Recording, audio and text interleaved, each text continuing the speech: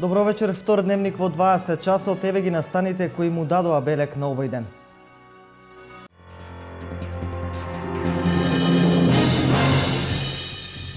Министерот за труд и социјална политика Диме Спасов денеска беше во посета на Штип. Неговата посета се должеше на отварањето на новиот центар за аутизам во Штип.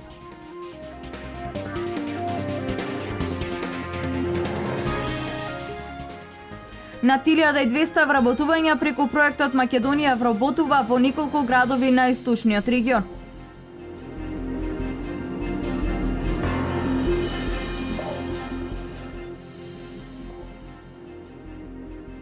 Со енергетска ефикасност, Штипското училиште Коле Нихтенин ќе ги намалува сметките.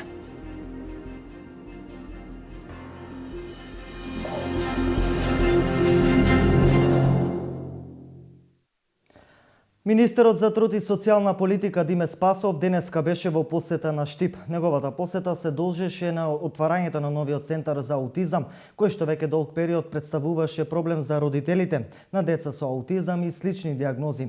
Меѓу другото, министерот направи увид и на Центарот за социјални работи, кој моментално се реновира.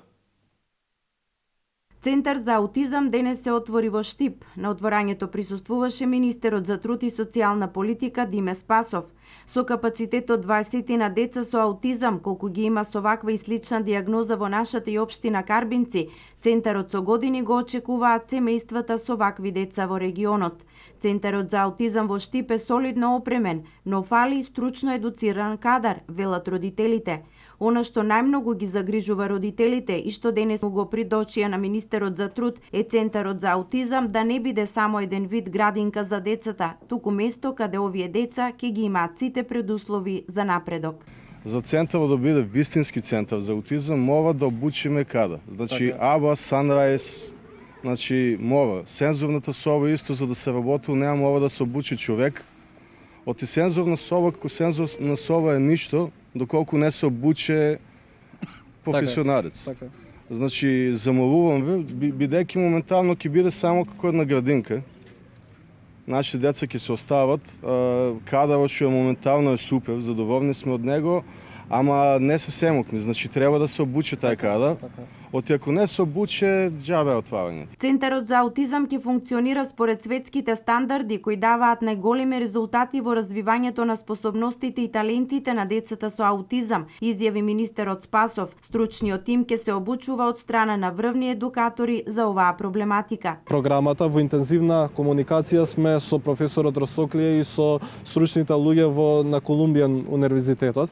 Планираме студиска посета во Република Македонија на најдобрите експерти за аутизмот во светот, кои што ќе обучат обучувачи, ќе сондираат состојбата во Република Македонија и потоа ќе помогнат во спроведување на процес на обука на лицата кои што работат во овие дневни центри за деца со аутизам, меѓутоа и воопшто на сите дневни центри. Напоредно на тоа работиме и на нов процес на воведување на нов процес на категоризација на децата со пречки. Вие родители сте и најдобро знаете.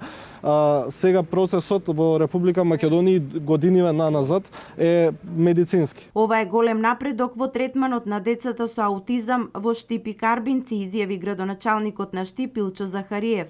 Благодарение на владата на Република Македонија која ни го преостави просторот на општината, благодарение на Министерството за труд и социјална политика и пред се на големите барања на самите родители, од денеска почнува да работи овој центар. Ова е втор центар во државата после Скопје. Јас се надам дека од денеска животот на овие деца ќе биде променет, ќе има се многу на родителите и верувам дека на крајниот ефект ќе биде многу позитивен за тие деца. Мило ми е што нашиот град не е заборавен. Практично и сите оние заложби на владата да се гради во цела држава не го заобиколуваат Штип. При денешната посета на Штип, министерот за труд и социјална политика го посети меѓуопштинскиот центар за социјални работи, кој е во фаза на целосно реновирање. Очекувам градежните активности да завршат за околу 15-20 дена, најмногу до месец, и овој објект кој што е стар повеќе од 50-60 години да има едни нови, модерни, современи услови за работа на вработените, на стручните работници, меѓутоа и за прием на граѓаните кои што ги остваруваат освојуваат своите права и услуги од системот на социјална и детска заштита. Целосна реконструкција ќе има во 29 центри за социјални работи во државата, а целиот проект чини 120 милиони денари, средства од Светската банка и ИПА програмата на Европската унија. При денешната посета на министерот Спасов на новинарско прашање за проектот Македонија вработува, тој истакна дека досега над 1200 лица во неколку градови во Источна Македонија се имаат вработено преку овој проект. Континуирано се реализира владиниот проект Македонија вработува. Во рок од 5 месеци во неколку градови во Источна Македонија се имаат вработено над 1200 лица, што е задоволителна бројка, истакна министерот за труд и социјална политика Диме Спасов. Именно би сакал да истакнам дека овој проект навистина помага во голема мера за отворање на нови работни места и во источниот регион. Например, овде во Штип за 5 месеци преку проектот Македонија вработува отворени се вкупно 356 нови работни места. Во Кочани отворени се околу 380 нови работни места. Во Пробиштип и во Виница по околу 60 нови работни места, во Свети Николе 100 нови вработувања преку проектот Македонија вработува. Ова значи над 1200 вработени во овие неколку градови кои што ги кажа во источниот регион. Значајно е да се истакне дека околу 4200 приватни компании ги имаат искористено поволностите и овој проект влијае за тие да отворат нови работни места и да вработат нови лица. Министерот Спасов истакна дека најголем дел од мерките преку проектот Македонија вработува го имаат искористено мали компании. Тоа се фирмите во кои што работат нашите пријатели и соседи, тоа се малите македонски компании во кои што ние секојдневно пазаруваме. Тоа се берберите, кројачите и особено ме радува што во голема мера искориста нови проект од оние најмалите македонски компании. Во голема мера овој проект ќе им помогне за да го развијат својот бизнис, бидејќи кога имаат намалени трошоци за ангажирање на нови вработени, тоа влијае тие истите средства кои што ги планирале работодавачите за нов вработен да ги пренаменат за развој на сопствениот бизнис. Проектот продолжува да се реализира и понатаму, а досега на ниво на држава се имаат вработено околу 6440 лица, што дава резултати на намалувањето на невработеноста во Република Македонија. Огревно дрво ќе има за престојната сезона. Зимата граѓаните нема да ја поминат без затоплување. Ова денес го изјави вице-премиерот Владимир Пешевски. По гласините дека се јавува недостиг на пазарот и дека цените ќе растат, Пешевски демантира. Цената останува иста како лани и ќе има доволно за сите корисници. Цената на огревното дрво нема да се промени, а огревни дрва ќе има за престојната сезона. Ова го изјави денес вице-премиерот Владимир Пешевски. Зимата нема да ја поминат без затоплување граѓаните кои се греат на дрво. Вице-премиерот истакна дека цените остануваат исти, а огревно дрво има доволно за сите корисници. Цената е задржана на истото ниво од лани, така да оние шпекулации дека во текот на целата сезона цената ќе води над 3500 денари не се точни. Значи цената на дрвата на македонски шуми и количините што ќе ги испорача гарантираат едно стабилизирање и задржување на истото ниво од минатата година. Дури македонски шуми презема и активност да евентуалниот недостаток го надокнади од увоз на дрва. Тоа е исто активност која е координирана со владата на Република Македонија, така да испораките веќе течат. Денеска веќе гледаме дека се снабдува и пазарот во Скопје, така да очекуваме целосно стабилизирање на состојбата. Сите потребни количини ќе бидат значи снабдени на пазарот, граѓаните не треба да бидат загрижени дека ќе има недостаток на дрва. Иако е зголемена побарувачката, владата во координација со македонски шуми презема активности за надополнување на недостатокот. Пред да падне првиот снег, потребните количини на огревно дрво ќе бидат обезбедени. Во рамките на оперативната акција Гора за спречување на нелегална сеча на огревно дрво и трговија со истото, СВР Штип до јавното обвинителство поднесе 8 кривични пријави против 10 лица, поради основано сомнение дека сториле 5 кривични дела кражба и 3 кривични дела прикривање. Имено пријавените во периодот од 3 до 8 септември годинава од атарите на селата Калапетровци, Радање, Таринци, Оджалија, Лакавица и Брест бесправно исекле околу 25 метри кубни дрво и истото го продале на граѓани од општините Штип и Карбинци при што се стекнале со противправна имотна корист од околу 47.000 денари. Одземени се и 5 возила со кои пријавените го извршиле кривичното дело.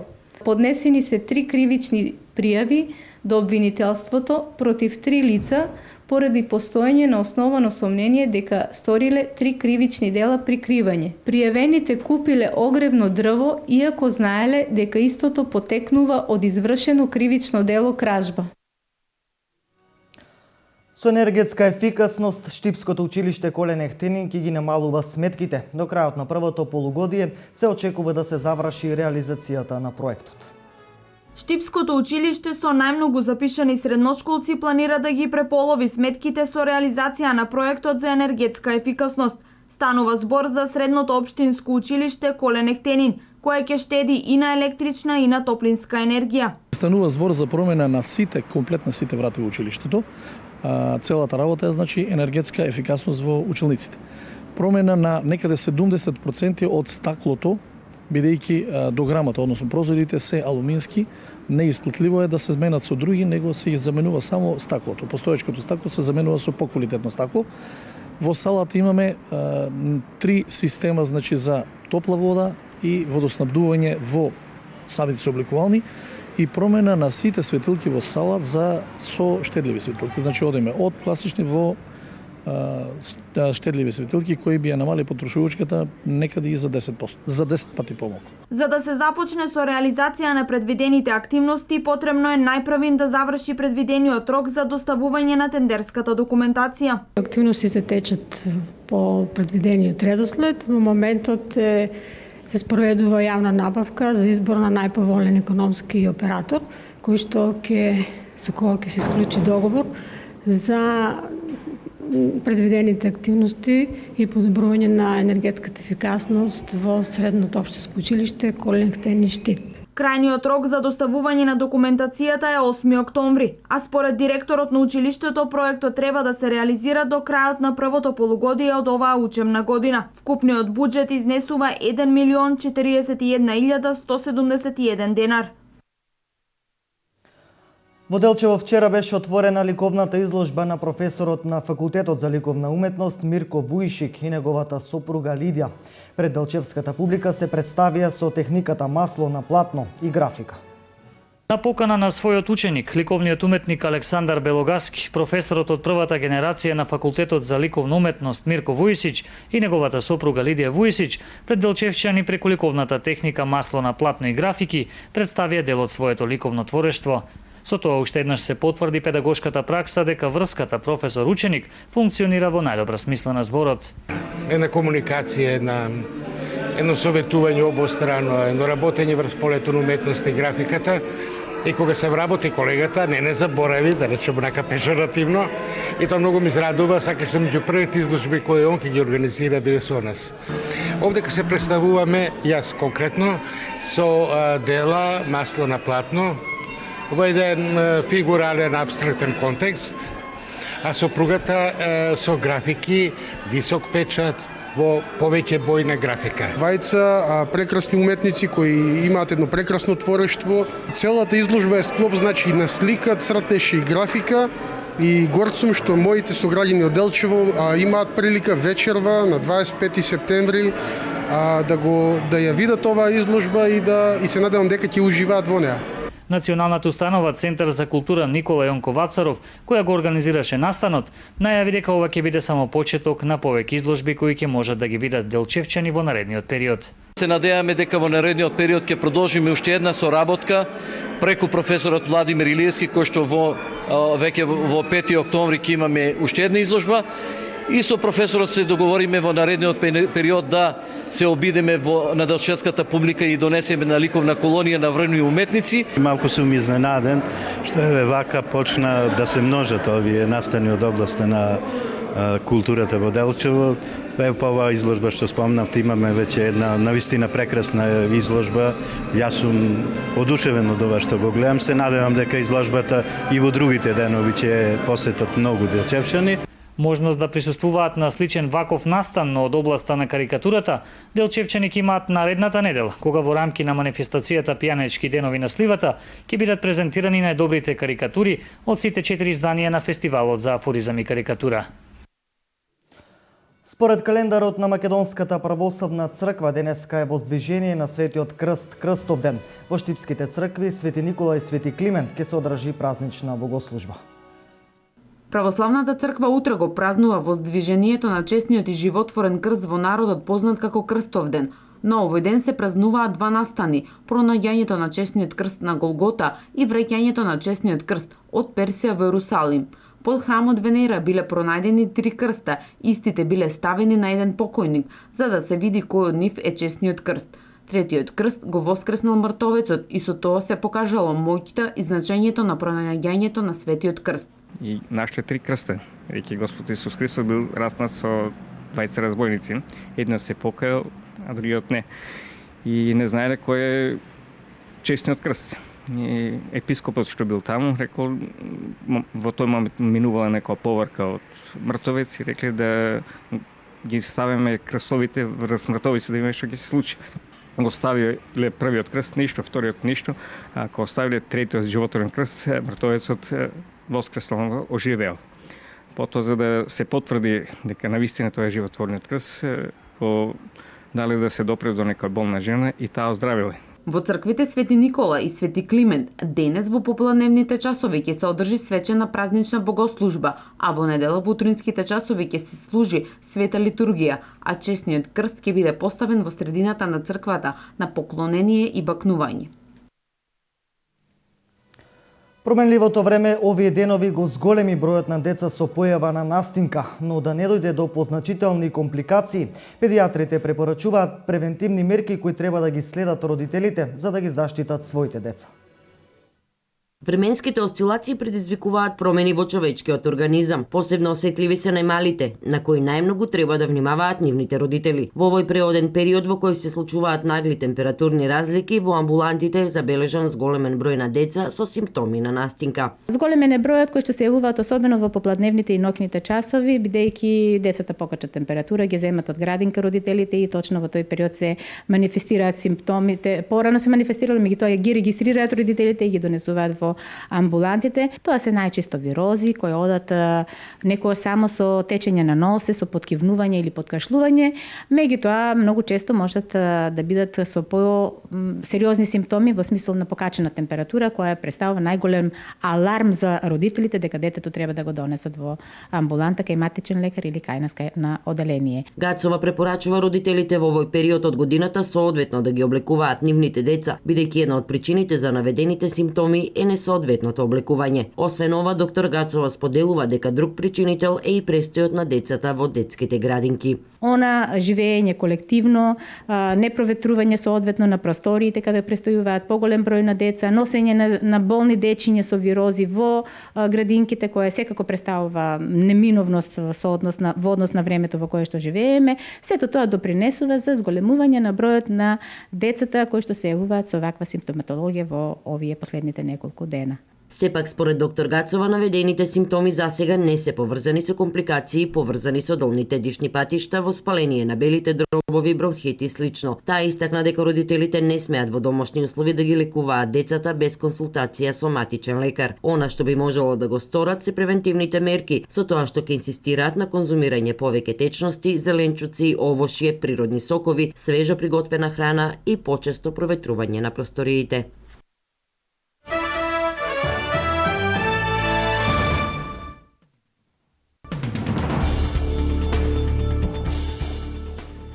Рускиот сенатор Игор Морозов тврди дека официјален Пекинг донел одлука Кина да се вклучи во пресметките во Сирија.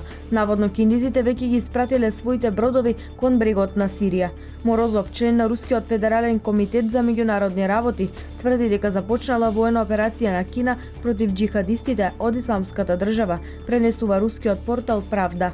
Се знае дека Кина ќе се придружи на нашата воена операција во Сирија. Кинески брод веќе влезе во Медитеранот, а го следи и носач на авиони, изјавил Морозов. Како што вели Морозов, покрај Кина во операциите против Исламската држава кои што ќе ги спроведе Русија, наскоро би требало да се вклучат и иранците. Најмалку 15 цивили беа убиени во напад на нигерската исламистичка групација Боко Харам врз село на границата со сосед Нигер, изјави представник на нигерските сили за безбедност. Нападот бил извршен додека жителите го празнувале муслиманскиот празник Курбан Бајрам. 8 од жртвите биле застрелани, а на останатите 7 им биле пресечени грлата. Намалувањето на пензиите во Грција нема како да биде избегнато, призна новоизбраниот социјален министер во Грција Јоргос Катругалос. Во договорот со доверителите е запишано намалување на пензиските трошоци со 3,5 милијарди евра до 2018 година, потсети тој пред локалното Реал FM радио.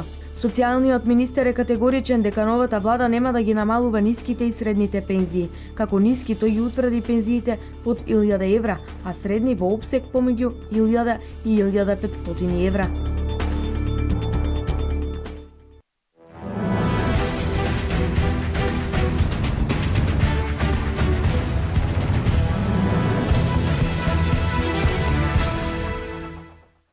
Утре во организација на фудбалскиот клуб Брегалница во Штип од 9 часот на фудбалското игралиште во Бело Брадо ќе се одржи меѓународен фудбалски турнир за пионери. На овој турнир ќе учествуваат 6 екипи, покрај домакинот Брегалница ќе настапат и екипите на мачето од Петрич Бугарија, Вардар Металург и Форца од Скопје и Шкендија од Тетово. Сите екипи ќе настапат со две генерации, 2004 и 2005 година, а ќе се игра по италијански систем, односно по 25 минути. Овој викенд ќе се одигра и редовното 8 коло во првата македонска фудбалска лига. Фудбалскиот клуб Брегалница на стадионот Никола Мантов во Кочани ќе ја пречека екипата на Турново. И двете екипи во моментот се наоѓаат на долниот дел од табелата и имаат по 6 бода. Останатите надпревари се Младост Царев двор против екипата на Шкупи, Металург Скопје против Ренова, Шкендија против Силекс и Вардар против Работнички. Сите надпревари се закажани за 15 часот и 30 минути. И во спортската сала Јордан Мијалков утре започнува првото коло во Суперлигата во пингпонг. Пингпонгарскиот клуб Гоце Делчев во ова прво коло ќе се надпреварува со минатогодишниот шампион, исто така од Штип, екипата на шампиони ФА. За екипата на пингпонгарскиот клуб Гоце Делчев ќе се надпреваруваат Кристијан Станојковски, Костовски Петар, Костадиновски Филип и Саздов Игор. Надпреварите започнуваат во 11 часот. За сите љубители на овој спорт се очекува интересно градско дерби.